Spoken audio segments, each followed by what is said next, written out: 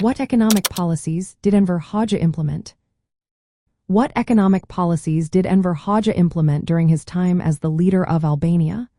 Hoxha's approach to the economy was quite distinctive and shaped the nation significantly. His vision was to create a self-sufficient socialist state, which led to a series of strict economic policies. At the heart of Hoxha's economic strategy was the idea of a state-controlled economy. This meant that the government nationalized all major industries, including banking, transportation, and manufacturing. Private property was largely abolished, making collective ownership the norm.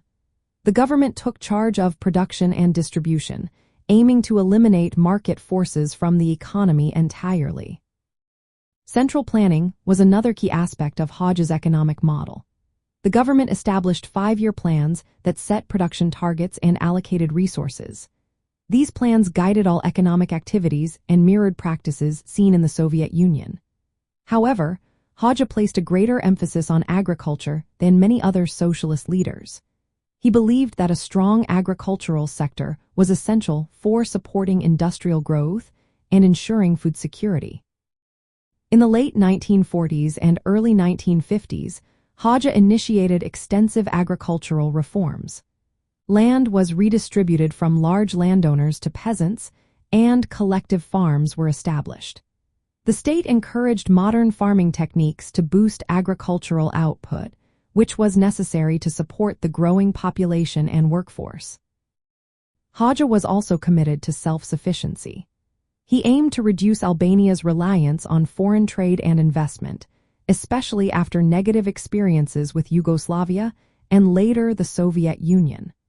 Hoxha accused Yugoslavia of trying to make Albania economically dependent, supplying raw materials while charging high prices for finished goods. To counter this, he promoted the development of domestic industries, including mining, energy, and manufacturing, to produce as much as possible within Albania. As time passed, Hoxha's policies became increasingly isolationist. Albania withdrew from most international economic agreements and limited trade with both Western and Eastern Bloc countries.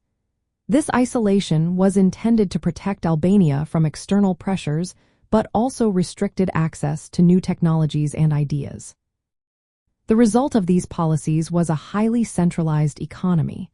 The government made all major economic decisions, and individual initiative was discouraged. Economic theory was shaped by political ideology rather than practical analysis.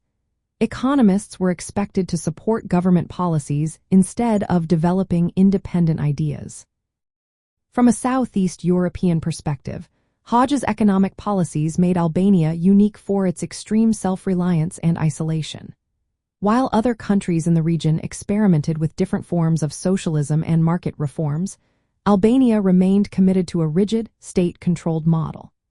This approach had lasting effects on Albania's economic development and its integration into the regional and global economy. In summary, Enver Hoxha implemented economic policies that prioritized state ownership, central planning, agricultural reform, and self-sufficiency. These policies led to a highly controlled and isolated economy, which distinguished Albania from its neighbors in Southeast Europe.